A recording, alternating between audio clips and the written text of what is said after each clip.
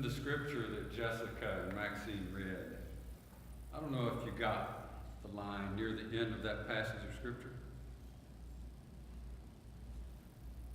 That all in this assembly may know that the Lord does not save by sword and spear.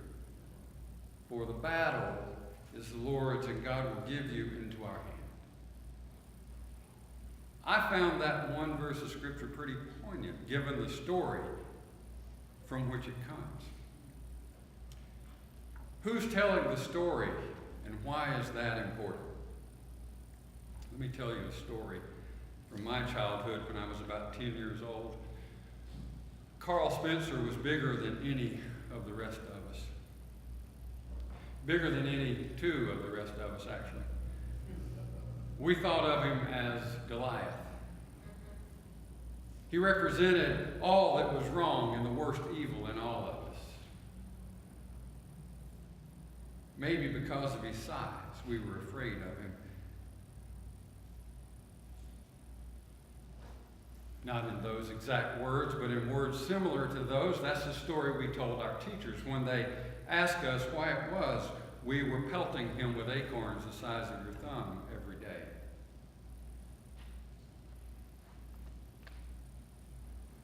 As it turned out, we just needed someone to pick on. Nothing we believed about Carl was true. Carl told the story quite differently. He just wanted to belong and fit in and have friends. 48 years later, I know that was his story. Who's telling the story matters. It matters a lot. We get a lot of stories these days in the news cycles, and as you saw in the song that Tyler sang and the images on the screen, the way we have responded to groups such as Black Lives Matter, it matters who's telling the story. I'm going to go in a little different direction, but it's all connected. All of the violence that we do to others is connected, and violence is violence. We get a lot of stories these days in the news cycles. We get more information faster than we've ever gotten it before. A few weeks ago, we got a story about people being contained at our southern border. It's always been happening. For a long, long time it's been happening. But a few weeks ago, just a few days ago, we got a story that came to our attention because the account of stories coming from the White House and the Attorney General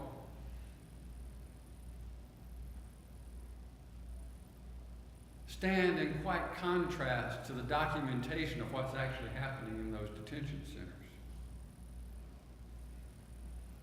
Methinks the White House doth protest too much about fake news. The irony of my making that statement that way may be missed on you. I just took that quote from Shakespeare. Earl can vouch for this and probably explain how the thing was used in its original context. I can't do that, but I know Earl and probably my wife could. I just took that line from Shakespeare completely out of context. It does not mean the meaning I just gave to it. You'll have to research it to find out exactly what the story was there. I don't have time to go into Shakespeare that deeply today. The fact that I just took that line from Shakespeare out of context and used it in a different way doesn't change Shakespeare's intent in that line. And it doesn't change the drama in Shakespeare's story. Sometimes we tell a story, the story we tell about other people is immoral. When I talk to you about you in a bad way, that's immoral. It's unhealthy communication, even when no harm was intended. But when you put that on a large scale, and you put it in a tweet that goes out to millions and millions of people, or you say it in front of the media that goes out to all of this country on TV and in social media, and you create a story about a whole group of people that becomes a lie that can cause harm and violence and death to other people. When you do that from the most powerful positions in this country, then it puts the entire country at risk of collapse on the one hand and subject to tyranny and tyrannical leaders on the other. Who's telling the story matters, because sometimes when there is a lot at stake, the facts get lost and no longer matter. So, in our biblical story today, at the risk of being pelted by tomatoes, too bad you don't have those with you in the pew, or by strawberries, perhaps. Peppermints. Who's telling the story in the biblical story we heard today of David and Goliath? Is Goliath telling that story? No. Who gets to tell the story? Goliath's dead. He can't tell the story. The victors get to tell the story, unfortunately. That means we don't really hear the story of the other side. But what if there's more to it than one side? Malcolm Gladwell has researched this story a bit, actually, recently. And he asked, what if Goliath, the Philistine, is big because of a health disorder, a pituitary gland problem that makes him bigger and causes difficulty seeing, perhaps maybe even gives him double vision? And what if, from Goliath's double vision perspective, David comes with sticks rather than one single spear? And what if slingshots that could kill bears and lions could also kill people, which of course they could? And what if those stones, when wound and slung from a slingshot in the hand of someone who was trained and knew what they were doing, could easily kill bears and lions, and those stones slung when wound travel at a velocity akin to a .45 caliber Glock with similar accuracy? They could easily kill a giant. It's interesting that Malcolm Gladwell, with his treatment of this story, raises the question of who is really the underdog here. That's a question we have to always keep asking ourselves. It's hard to know the facts sometimes. Sir Lawrence David Friedman tells it differently. Friedman is a professor of war strategy at King's College, London. Friedman maintains that Gladwell gets it completely wrong. And he says that David is clearly the underdog, and that the point of the story is that David's superior faith in a superior God is what delivers him from his enemies. Now, that's the way I've heard the story. Keep in mind, that came from a war strategist. All right? That's the way the story's been told. But remember who's telling the story. David's people are telling the story. So, of course, they're going to say, what? This was God's plan. And here's my problem with that. Because when they say this is God's plan, then they use that story to justify violence against other people, against other human beings, by a war strategist in London, by a president and attorney general in the United States who know war strategy is based on demonizing people in order to conquer them. That's what's happening in this story to a great degree. And demonizing people doesn't need a single fact. You do not have to have facts to demonize another human being. Whether that is a black man on the street, or a brown woman and child and man in a detention center at our border.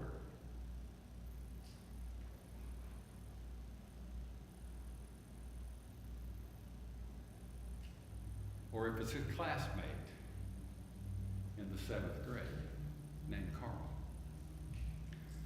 What if there's more to the story? What if we missed some important details?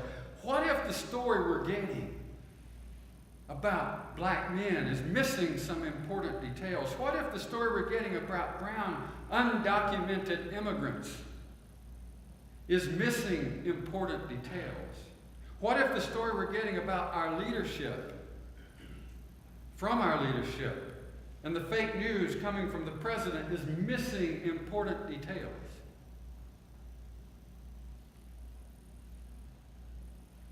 To ignore them, to ignore the facts, to ignore the important details, is to use the Bible, one's faith, if one has any, and the media irresponsibly, harmfully, and violently. When the Bible is used to justify the violence of war, it can very easily then be used to justify gun violence, criminalization of people based on fear. It can then be used to justify violence against black and brown bodies, and female bodies, and immigrant bodies, and child bodies. And any body that those powers choose to treat violently. And that is what our Attorney General Jeff Sessions did last week. He used the Bible, out of context, mind you, to justify violence against mothers, fathers, and children at our southern border. Sessions needs to pay closer attention to his BS. His Bible study.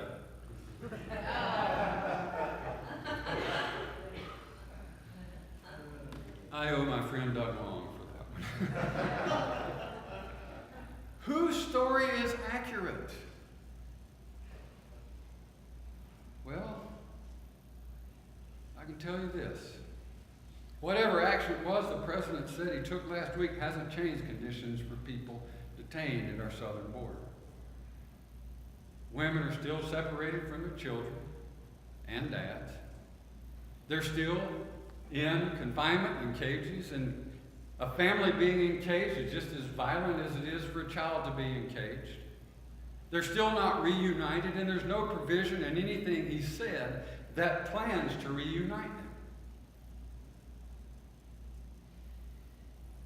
The criminalization of families seeking safety and hope, regardless of the country they're from, is immoral.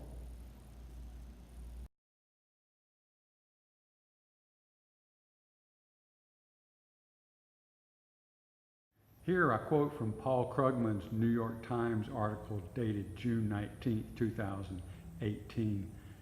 Some of my own commentary is interspersed in this section, but this is mostly Paul Krugman verbatim.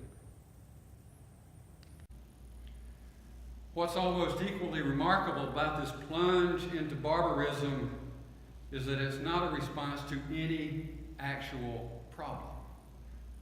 Did you hear that? This is not a response to any actual problem. There is no problem of immigrants coming into this country, undocumented, illegal, or otherwise, that is causing any kind of problem that cannot be solved with acceptance and love and understanding and finding a place.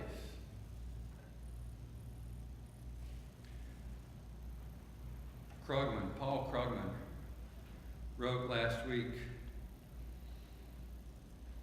that the mass influx of murderers and rapists that Trump talks about, the wave of crime committed by immigrants here, and in his mind, refugees in Germany as well, are things that simply are not happening. They're just sick fantasies being used to justify real atrocities. The facts don't matter when you're demonizing another group in order to do violence to them and wipe them out. Krugman goes on, this begins to look a lot like the history of anti-Semitism, a tale of prejudice fueled by myths and hoaxes that ended in genocide.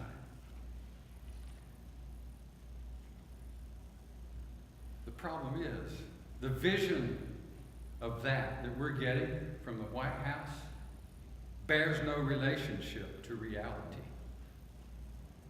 I'll give you just a few stats on that. In terms of violent crime in this country, there was a small uptick in violent crime in 2014. But right now, violent crime in this country is at historical lows. The homicide rate is back to where it was in the early 1960s. German crime, by the way, is also a historical low. That carnage of Trump's is a figment of his imagination. A correlation between violent crime and prevalence of undocumented immigrants.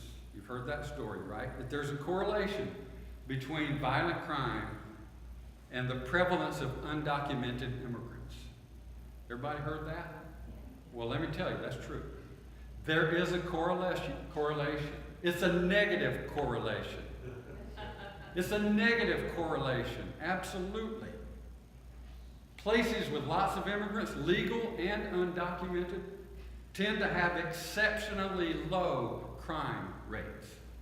Look at New York City as a prime example, and a large example, where more than a third of the population is foreign-born, including about 500,000 undocumented immigrants, and crime has fallen to levels not seen there since the 1950s. Use the facts for the story. What if we did that? What if we paid attention to the facts? Criminal conviction data shows that immigrants, both legal and undocumented, are significantly less likely to commit crimes than native-born people. That makes perfect sense, doesn't it? If you're here illegally, are you going to try to get caught? No.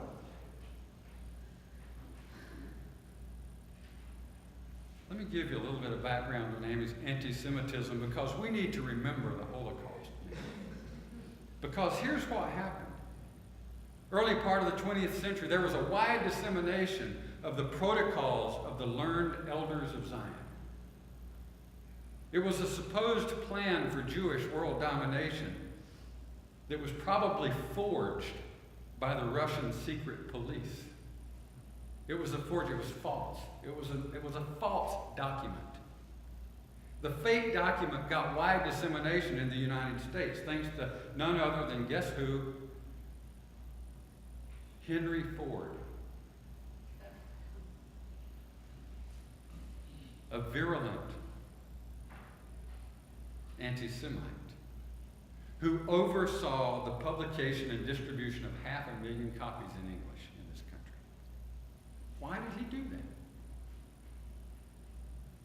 Because he could? So let's talk about those jobs. Do you like strawberries? Anybody not like strawberries? Okay, what about broccoli, something like that? Yeah, so there you go. So let's talk about those jobs. Another false narrative that creates fear about undocumented immigrants is they're taking our jobs. You heard that one? Yeah. They're taking our jobs. What follows is a direct quote from Tamar Haspel, writing in the Washington Post, March 17, 2017, about a study in North Carolina that was done in 2011 with farm workers. Listen to this. If we lose the workers here who are here illegally, it's hard to see how they'll be replaced. Because Americans are reluctant to take the jobs that illegal immigrants normally fill. particularly the ones harvesting crops like vegetables and fruit, the healthy stuff, right? There's a lot of evidence for this, both anecdotal and statistically. But one of the biggest pieces of evidence for this is a compelling case from North Carolina in 2011. In North Carolina in 2011, there were 489,000 people unemployed. 500,000 people unemployed. The North Carolina Growers Association listed 6,500 jobs available. That's the farm association that employs people to pick the produce, not the industrialized farms like corn and tobacco and that kind of thing, but the ones that rely on human labor to pick the crops. 6,500 jobs were listed as available. 268 of those were filled by citizens of the United States. 268. 245 of those were hired. Now remember, what does that mean? That means all the other 6,500 jobs were filled by undocumented immigrants. Of those 268, 245 North Carolinians will say they were at least citizens of this country were hired. On the first day of work, 163 of them actually showed up. And a grand total of 7 finished the season. On the other hand, of the other 65, of the rest of the 6,500 undocumented immigrants, 90% made it to the end of the season. But they don't pay taxes, do they? Have you heard that one too? Yeah. Let me ask you this. When you go to get a job at any employer, what do you have to provide? Some form of identification, right? And either you provide a Social Security number, or if you don't have a Social Security number, you provide an employment ID. And when you provide that information, then taxes have to be paid. That's a bold-faced lie. Bold-faced lie. That they don't pay taxes. They pay billions of dollars in taxes in this country. Employment taxes. And guess what else? Most of them want to pay the taxes. You know why? Because they have hope that someday they're going to become citizens of this country. And they'll have paid in their share to Social Security and to Medicare. Something this crazy bunch in power now is trying to cut.